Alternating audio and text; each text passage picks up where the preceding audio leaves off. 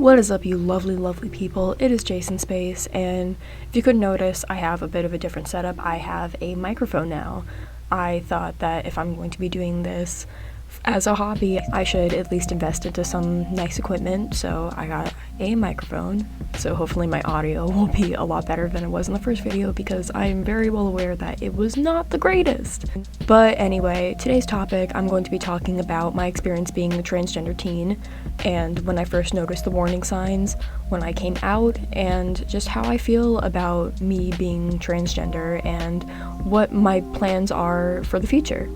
So I started seeing the warning signs as early as when I was in preschool. I have very distinct memories of telling my mom that I had a boy voice and I kind of felt like a boy, and she actually asked me if I wanted to be a boy, and at the time I had no idea that transgender people existed, so I told her no, like, that's impossible. But later into my childhood, when I was in 6th grade, I would secretly dress up as a boy at night and play video games, and I just put on a hoodie, I put on a beanie so that it was covering all my hair and I had some sticking out.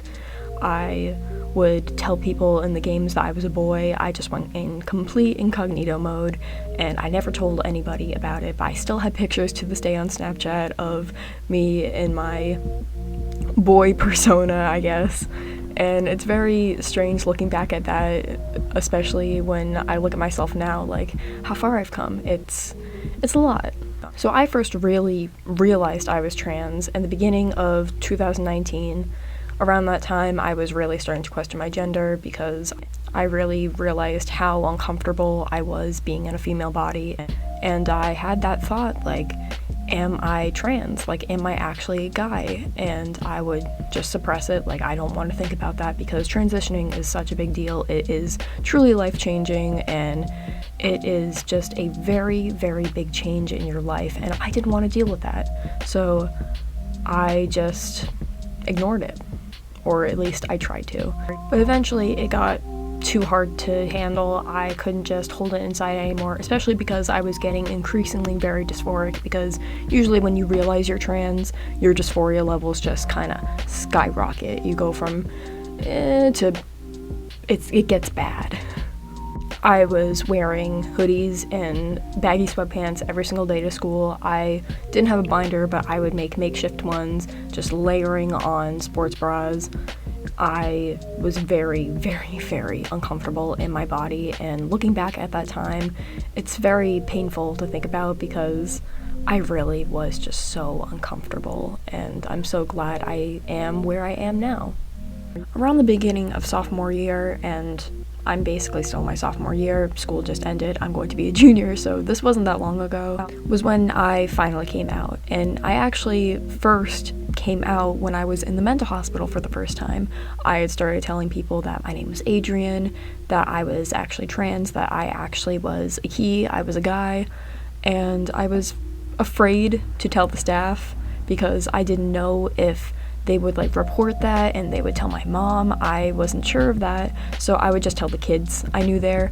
But there was actually a really sweet kid who I'm not going to name, but he actually gave me my first binder when I was there because I told him that I was trans and I just came out and I was pre-everything. I didn't even have a binder, so he actually gave me one of his own, and I'm forever so grateful of him because I still wear it to this day, and even though it's not like a GC Tubi, it still means so much to me that somebody would go out of their way to give that to someone. So if you're watching, you know who you are. I thank you so much for giving me that. It was just very heartfelt, so thank you. But once I got out of the hospital, I had to go into group therapy, and during group therapy, on the very first day when we were going around saying our names, I actually said Adrian, and I told them and explained to them my situation, and they were actually very, very helpful and asked if they wanted to tell my mom, and I said no, not yet. I want to tell her on my own. And my mom is very supportive. I knew she was going to be supportive. It was just when I wanted to tell her and I wasn't super sure of that. But I did eventually tell her because when it came around to homecoming, I wanted to wear a suit, obviously, to the dance.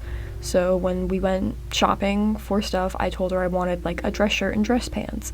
And she didn't really get the hint, so she was looking in the women's section for like these lacy tops, and I said, no, this is not what I want. And she kept like looking around, and I was so afraid to tell her what I really wanted until she finally said, well, what do you want?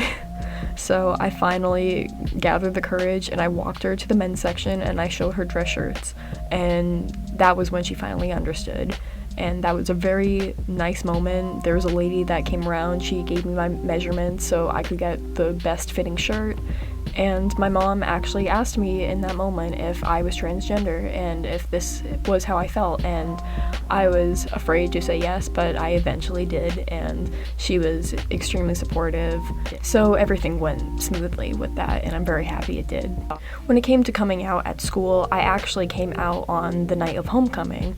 When I arrived, all of my friends thought I looked really nice in my suit, and I actually, right there, said that I was transgender and that I prefer the name Adrian, and they were all also super supportive, so I was very happy about that. So I went to the dance feeling the most free I have in a very long time. Since my time coming out, a lot has happened, and it's all very positive. I was able to get my first professional binders. I got them from GC2B, which is an amazing company. If you are a trans guy or someone transmasculine looking to get a binder, please go to their website. They are so nice, they're comfy, and they flatten yourself very, very well.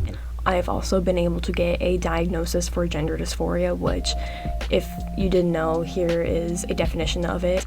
And it's basically what makes you trans. It is this feeling in your brain where even though you are born as a certain sex, your brain functions differently and you are not comfortable in the body you were born as, causing you to have a lot of discomfort and wanting to change that.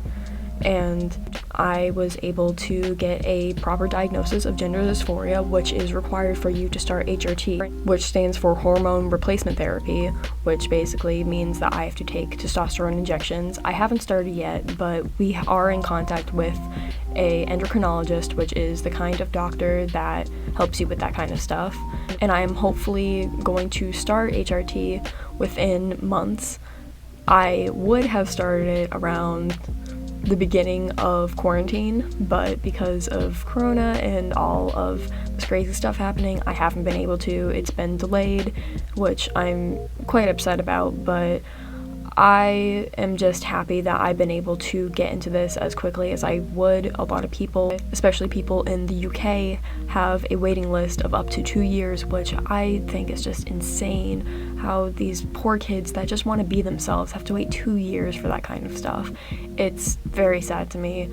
But with that being said, that is my coming out story, how I first realized I was trans and where I am now, and I'm in a very happy spot. For the most part, I really want to start HRT very soon because I still have a lot of dysphoria when it comes to my face, my body. I really just want to have a more masculine looking figure, but for the most part I am doing pretty well. And I'm going to wrap this video up right now, and I hope all of you stay safe and happy and beautiful.